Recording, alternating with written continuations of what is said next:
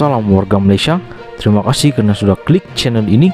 Jangan lupa untuk subscribe karena saya akan sampaikan info terkini dan berita terkini. Ismail Sabri berjaya Tai Chi Kluster Mahkamah. Cuma Zahid tak sedar-sedar lagi. Zahid sudah kena getah, dan bagi memastikan Ismail Sabri bersetuju untuk membubarkan parlimen dalam masa terdekat, Zahid perlu mengesahkan secara bertulis bahawa Ismail Sabri akan menjadi calon tunggal Perdana Menteri jika Barisan Nasional memenangi pilihan raya umum ke-15. Perhimpunan Agung UMNO PAU 2021 yang baru saja berakhir menyaksikan dua ucapan yang mendapat sambutan gemuruh para perwakilan. Menurut Ismail Sabri, beliau tidak akan menunggu walau sesaat untuk memulakan langkah membubarkan parlimen jika dipersetujui parti. Namun, perkara itu perlu dibincangkan terlebih dahulu dengan kepimpinan tertinggi parti. Kalau dipersetujui, beri saya bersama dengan Presiden timbalan naib-naib top 5 untuk bincangkan perkara ini.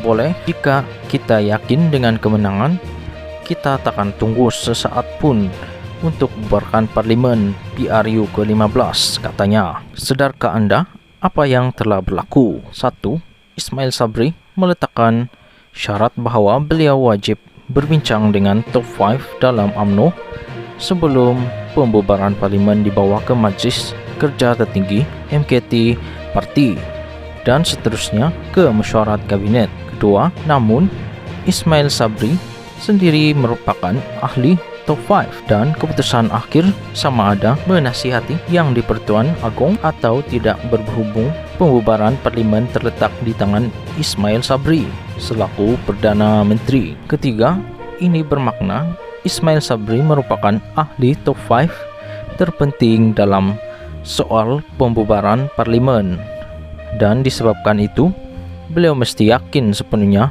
bahawa Barisan Nasional akan menang jika parlimen dibubarkan awal. Pernyataan Ismail Sabri mendapat sambutan gemuruh para perwakilan PAU, dan ini boleh diterjemahkan sebagai mandat kepada Ismail Sabri dalam soal pembubaran parlimen.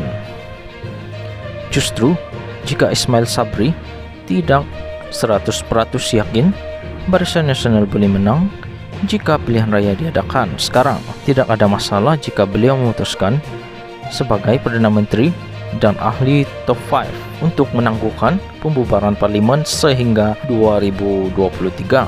Malah tidak mustahil Ismail Sabri akan berjaya mendapatkan sokongan majoriti ahli-ahli MKT bagi penangguhan ini, karena sebelum ini Zahid sendiri mendapat tantangan ramai ahli MKT apabila mencadangkan pembubaran awal parlimen. Inilah masalah Zahid, disebabkan terlalu gairah dengan ucapan Ismail Sabri.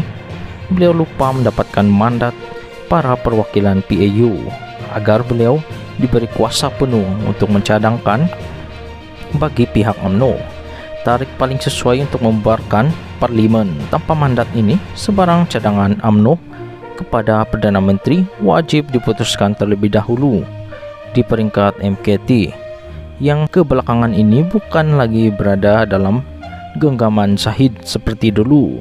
Kesudahannya, Ismail Sabri akan berbincang dengan top 5 termasuk dirinya sendiri sebelum membawa resolusi terakhir ke masyarakat MKT, di mana beliau sendiri akan membuat keputusan bersama-sama majoriti yang tidak memihak kepada Zahid sebelum menyampaikan keputusan ini kepada dirinya sendiri untuk pertimbangan lanjut. Nampak Zahid kena getah, dan bagi memastikan Ismail Sabri bersetuju dengan pembubaran awal parlimen, Zahid perlu mengesahkan secara bertulis bahwa Ismail Sabri akan menjadi calon tunggal Perdana Menteri jika Barisan Nasional memenangi pilihan raya umum ke-15. Setakat ini, Zahid hanya memberi bayangan bahawa Ismail Sabri akan menjadi calon Perdana Menteri, dan kita sedia maklum betapa ikhlasnya bayang-bayangan Zahid selama ini. Di depan UMNO, Zahid bercerita lain, namun di belakang UMNO ceritanya sentiasa berubah. Sebagai contoh, apabila Zahid gagal mendapatkan sokongan ahli parlimen UMNO terhadap pencalonan Datuk Seri Anwar Ibrahim sebagai Perdana Menteri, beliau mengutus surat secara rahasia kepada pihak Istana Negara. Dalam surat itu, Zahid menipu pihak istana dan yang di Pertuan Agong kononnya seluruh UMNO menyokong pencalonan Anwar. Surat berkenaan disokong secara bertulis oleh Najib dan dihantar tidak sampai 48 jam selepas Zahid berjumpa dengan Muhyiddin di kediamannya untuk menjanjikan sokongan padu UMNO. Namun apabila Zahid mendapat pengesahan beberapa ahli parlimen untuk menarik sokongan terhadap Muhyiddin, Zahid tiba-tiba membuat pusingan dan memberikan sokongan terhadap pencalonan Ismail Sabri sebagai Perdana Menteri. Inilah Zahid Hamidi. Hari ini dia boleh membantu Anda dan menipu rakannya yang lain esok. Dia boleh membantu rakan yang ditipunya itu dan memperdaya Anda. Semuanya bergantung kepada apa yang menguntungkan Zahid. Cuba bayangkan bagaimana jika Barisan Nasional menang pilihan raya umum ke-15 dan Zahid tiba-tiba mencalonkan Muhammad Hassan atau Datuk Seri Najib Tun Razak sebagai Perdana Menteri. Inilah Ismail Sabri perlu fikirkan, dan saya percaya beliau akan hanya bersetuju dengan pembubaran parlimen jika beliau diberi hitam putih oleh Zahid sebagai pengesahan kepada calonnya sebagai Perdana Menteri. Dokumen inilah yang akan jadi tarian hayat Ismail Sabri selepas pilihan raya umum ke-15. Andai kata Zahid tidak menepati janji dan cuba mencalonkan Najib atau Muhammad Hassan sebagai menteri. Sekian berita untuk kali ini. Jangan lupa tinggalkan komen Anda di bawah di ruangan komen. Sekian untuk kali ini. Terima kasih dan jumpa lagi.